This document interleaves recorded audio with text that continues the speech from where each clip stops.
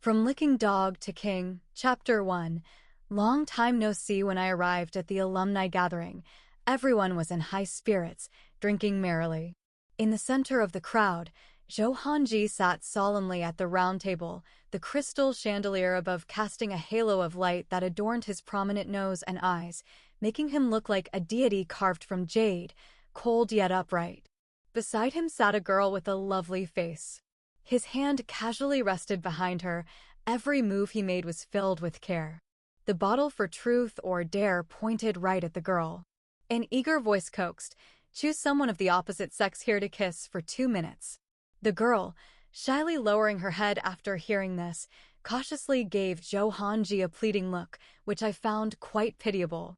Zhou Hanji gave the crowd a look and said softly, "Stop it, she's timid." His words were enough to prevent others from bothering her, but out of respect for the game, he still finished his drink.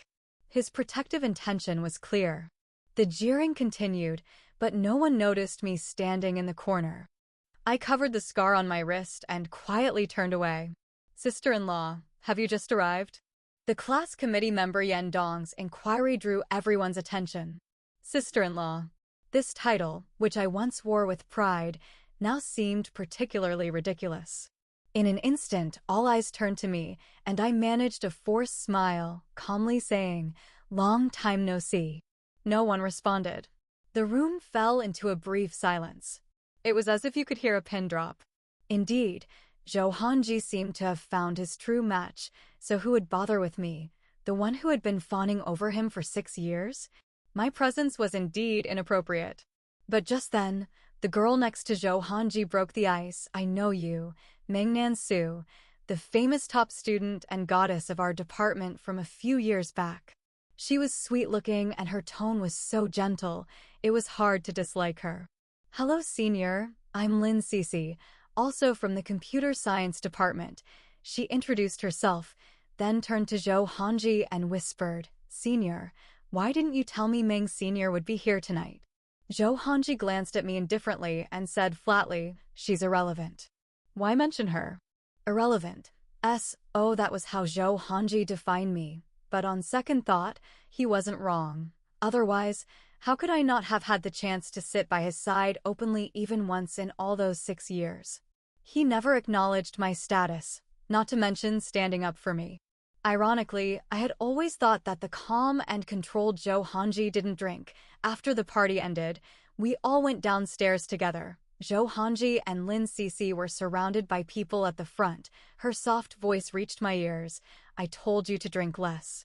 See, you're uncomfortable now, aren't you?" Zhou Hanji's response was perfect.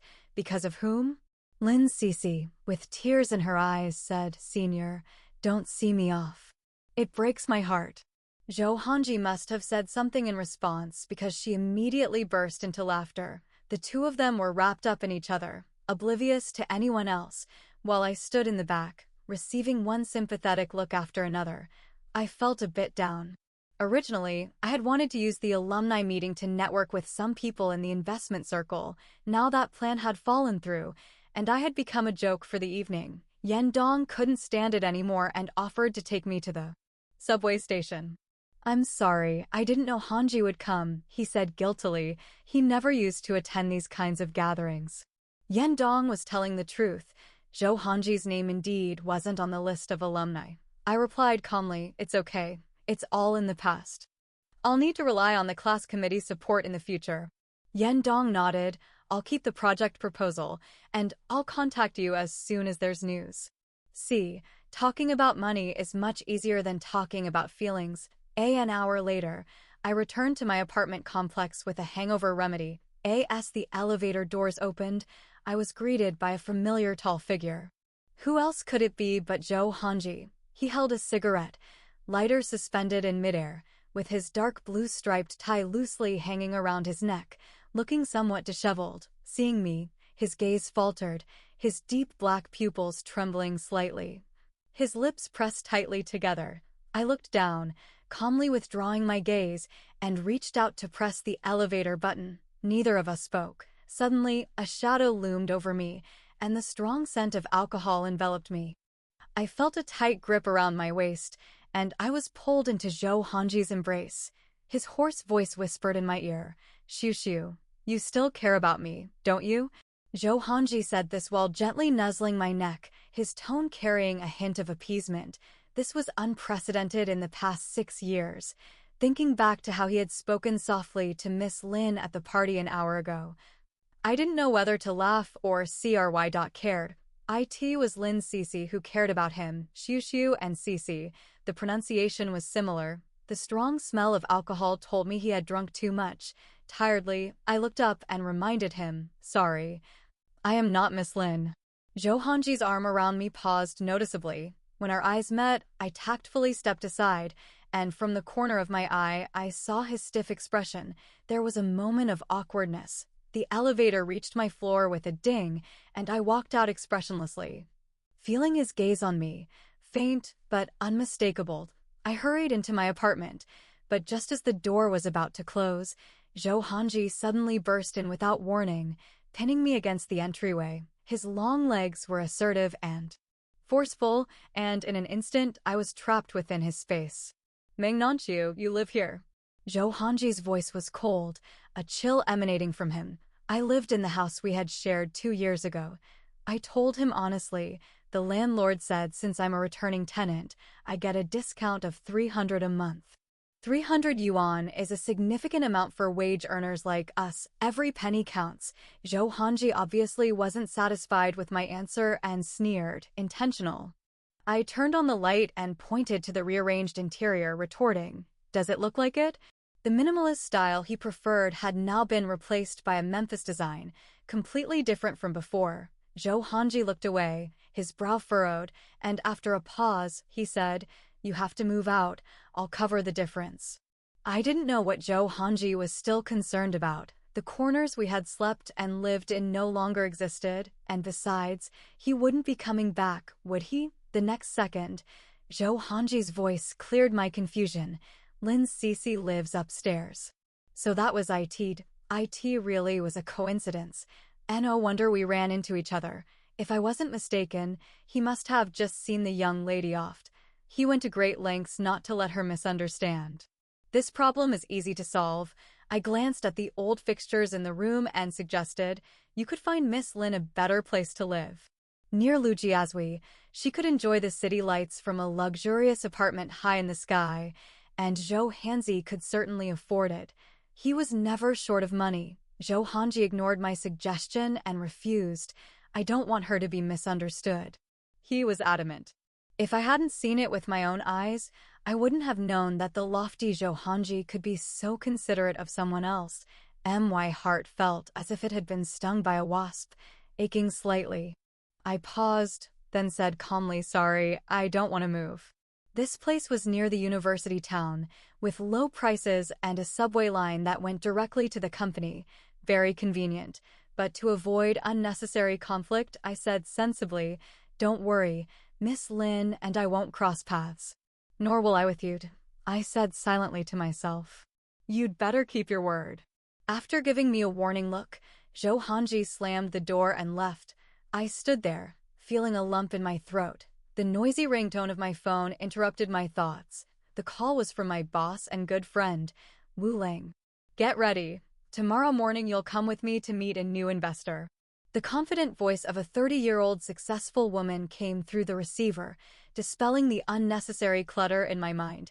Thinking of the monthly bills, I snapped back to reality. However, when Wu Ling's Mercedes-Benz G500 stopped in front of Rongyu Capital's building, I lost my composure. Rongyu Capital, the rising star of the investment banking circle, founded by Zhou Hanji. Chapter 2, Gilding Her Before Getting Out of the Car.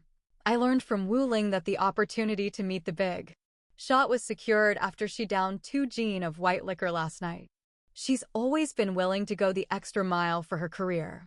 In fact, over the past 2 years, I occasionally saw Zhou Hanji in financial news, praised for his sharp vision and undefeated record, especially after taking over a case from a major internet company 6 months ago, which made a big splash in the investment circle. The once talented finance student had grown into a celebrity in the capital circle, which was both expected and reasonable.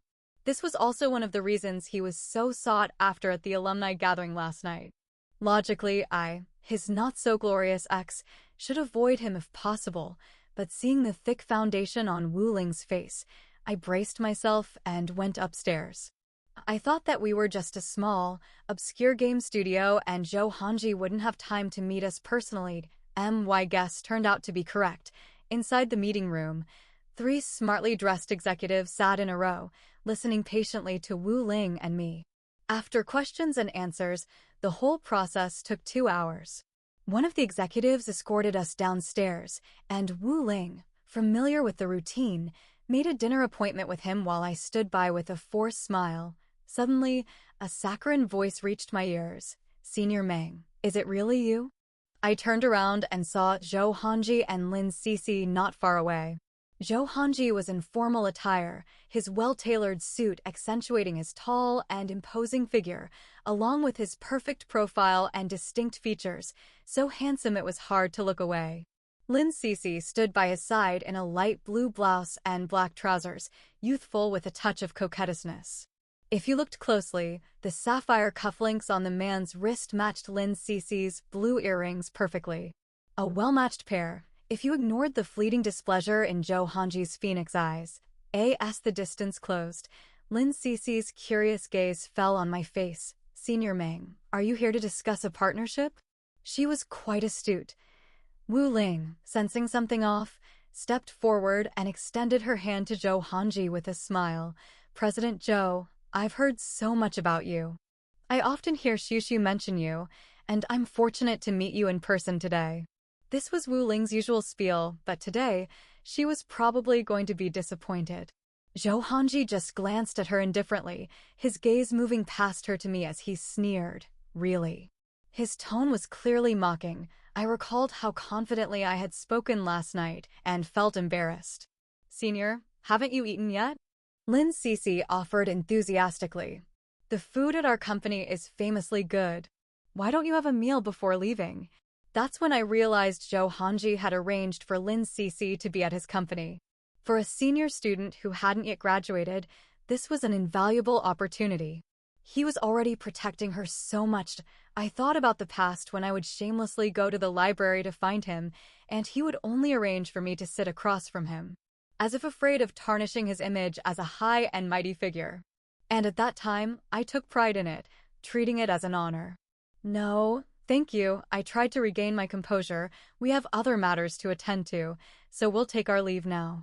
After saying this, I gave Wu Ling a look but caught her disappointed expression. Once in the car, Wu Ling looked at me with a stern face. "Aren't you going to explain?" "He won't invest in us," I sighed. "I don't want you to waste your effort." Wu Ling frowned, hesitated for 2 seconds, and then gasped, "No way, Xiu, your scumbag ex is Zhou Hanji?" The cat was out of the bag. Done for, Wu Ling concluded. What if Zhou Hanji has seen our project proposal? Wu Ling and I exchanged glances, realizing the seriousness of the situation. Because one of the male leads in our romance game, a financial genius, was designed as a licking dog, the kind who can never win the girl's heart no matter how hard he tries. The project's prospects were worrisome. I could only hope that Zhou Hanji would make a clean break, not even bothering to look at the proposal before tossing it into the trash. At least we wouldn't be accused of deliberately causing trouble. With Zhou Hanji's current status in the investment circle, if he wished, we indeed would have a hard time progressing. For us, already deep in debt, this would be adding insult to injury. The afternoon passed quietly, and Wu Ling and I gradually regained our composure, deciding to continue seeking investors. At 9 in the evening, I returned to my place, looking dejected. Just stepping out of the elevator, I saw someone from afar. The hallway was dimly lit, and the man stood with his arms folded, his expression hidden in the darkness, but the tips of his fingers revealed a hint of crimson. It was Zhou Hanji. The motion sensor light turned on, and our gazes met in the air, surrounded by the pungent smell of smoke. I said amiably, "It's a coincidence." Zhou Hanji didn't speak. An intangible pressure loomed, and I continued to explain, "We're already looking for other investors, so you can rest easy, President Zhou." I wasn't afraid of offending Zhou Hanji, but I had to consider the entire company. Sure enough, upon hearing this, Zhou Hanji's aura of hostility dissipated a bit. I didn't say more, reaching for the door handle, but then I heard Zhou Hanji say, "We can invest in the project." My hand paused, and an odd feeling flashed through my chest. It seemed he had already read the project proposal. But why? Zhou Hanji didn't lack big projects. If he really wanted to collaborate, he could have contacted Wu Ling first. Why bother standing here? I looked down, wanting to ask but not knowing how to start. I guess there was more to it. Sure enough, Zhou Hanji followed up with, "But I have a condition." I was right. Meeting Zhou Hanji's gaze, I politely said, "Please speak, President Zhou. Cece needs a project for her graduation design. I want her to be involved in this game." So, he wanted to use everyone's hard work to gild Lin Cece. I curled my fingers, then released them, replying, "I'll report to President Wu in the morning." I was just a technical shareholder. I couldn't refuse Zhou Hanji's olive branch over personal issues, and we needed the money, desperately. Seemingly surprised by my composure, Zhou Hanji gave me a brief glance before giving a curt acknowledgement. That expression usually meant the conversation was over. I wisely entered my apartment, not saying another word. Outside, the footsteps gradually faded, and I crouched down, burying my face in my knees. The next morning, I informed Wu Ling that Rongyu Capital was willing to invest. Wu Ling was stunned, and after a long while, she managed to say, "Even a scumbag's connections are still connections." I couldn't help but laugh and cry. Then I mentioned Zhou Hanji's condition. After hearing it, Wu Ling patted my shoulder, consoling. "Think about the 208 square meter apartment, the male models in the club. We need to take this money." I nodded pragmatically. A duck that comes to your mouth must be eaten. So, Wu Ling and I went to Rongyu Group again. This time, the receptionist led us to the president's office on the top floor. Before entering, I faintly heard the bell-like laughter of a girl. Looking up, I saw Lin Cece sitting demurely next to Zhou Hanji, laughing unrestrainedly. Seeing us come in, she immediately distanced herself from Zhou Hanji, bashfully saying, "I'll leave first." "No need." Zhou Hanji stopped her, his gaze falling on Wu Ling and me, saying, "Say hello to your new colleagues." New colleagues? Surprise flashed in her eyes, quickly filled with grievance, and Lin Cece whispered, "Senior, are you disappointed in me?" "What are you thinking?" Zhou Hanji responded warmly, "Aren't you worried about your graduation project? Now you have one." Lin Cece looked up, confused. Wu Ling extended her hand at the right moment, saying, "Yes, Miss Lin, welcome to the love story family." Lin Cece looked joyfully at Zhou Hanji, overwhelmed with emotion. "Senior, you're so good to me." It was obvious that this unexpected surprise moved her deeply. I was also quite surprised. Reflecting on the past 6 years, I had created various surprises for Zhou Hanji, anniversaries, birthday parties, etc., and did so tirelessly. Now, he seemed to have gotten the hang of it. However, Zhou Hanji's contradictory actions confused me, but in the face of money, these didn't matter. Zhou Hanji invested 5 million yuan. Welcome to my channel. Hit the bell to subscribe.